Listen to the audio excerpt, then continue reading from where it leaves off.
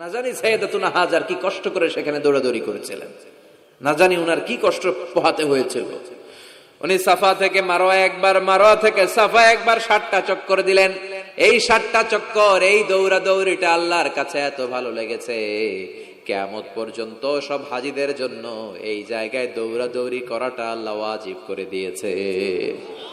এটা না করলে আপনার হজই হবে না, এখানে দৌড়াদৌড়ি করা ওয়াজিব। দেখেন উনার ওয়াইফের কাজ কত বরকতময়, উনি দৌড়াদৌড়ি করছেন, এখন আমাদের হজে যে দৌড়াদৌড়ি করা লাগে। সুবহানাল্লাহ পড়বেন না? সাইয়েদনা ইসমাঈল আলাইহিস সালামকে মরুভূমির মধ্যে রেখে উনি দৌড়াদৌড়ি করলেন, পানি নাই, পানির অভাব, দৌড়ে আসলেন, এসে দেখে সাইয়েদনা ইসমাঈল আলাইহিস সালামের পায়ের ধাক্কায় জমজমের পানি বের হতে শুরু করছে, কল কল কল কল করে আওয়াজ। সাইয়েদনা ইব্রাহিম, ইসমাঈল, হাজার এরা আরবি ভাষা জানতেন না, এরা সুরিয়ানি ভাষার মানুষ ছিলেন। কোন ভাষা? সুরিয়ানি ভাষা।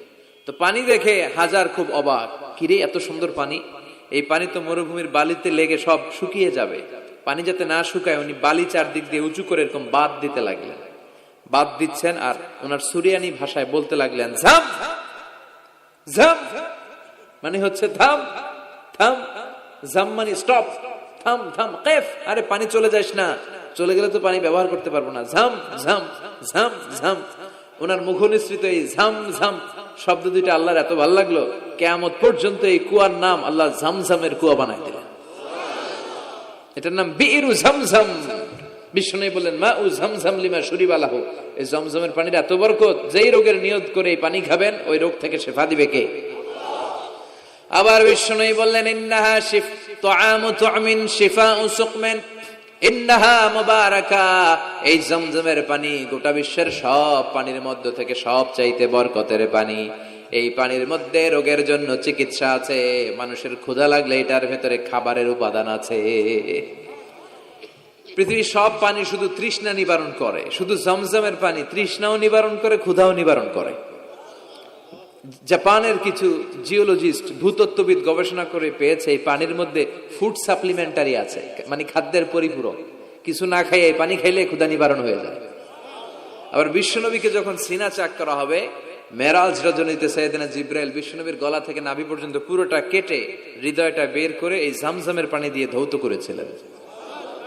তার মানে এই ফ্যামিলি যেইখানে হাত লাগাইছে ওইখানে বরকত আছে না নাই? যেখানে হাত ওইখানে বরকত। বাবা পা লাগাইছে মাকাম ইব্রাহিম, ছেলে পা লাগাইছে জমজমের কুয়া, হাজার দৌড়াদৌড়ি করেছে, আস-সা'য়ু বাইনা সাফা ওয়াল মারওয়া হজের মধ্যে ওয়াজিব করে দিয়েছে কে?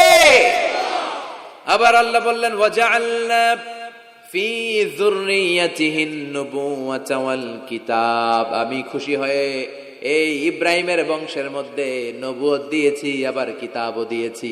সুবহানাল্লাহ বলেন। তিনি নবুয়ত দিয়েছেন। পৃথিবীতে যত নবী আসছে সব সাইয়েদনা ইব্রাহিমের নাতিপুতি।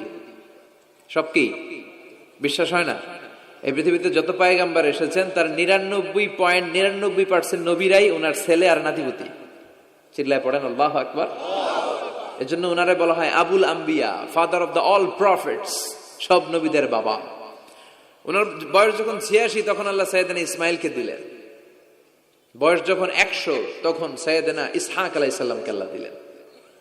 এইদিকে ইসমাইল, এদিকে সবাই বলেন এদিকে, এদিকে সবাই বলেন এটা, এটা ইসহাক। পৃথিবীতে যত নবী এসেছে সব ইসহাকের চ্যানেলে এসেছে, সাইয়েদনা ইসহাক আলাইহিস সালামের চ্যানেলে এসেছে।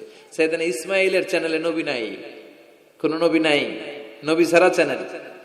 আর এখানে যত হাজার হাজার লক্ষাধিক নবী এসেছে সব নবী ইসহাক আলাইহিস সালামের চ্যানেলে যারা এসেছে সব নবীরা অন্যান্যদেরকে বলে যাইতো, তার উম্মতকে বলে যেত যে সবশেষে একজন নবী আসবে, তিনি হবেন সর্বশ্রেষ্ঠ নবী, তিনি হবেন সর্বশ্রেষ্ঠ নবী।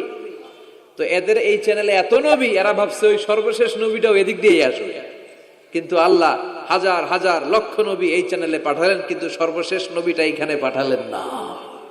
সর্বশেষ চ্যানেলের নবীটা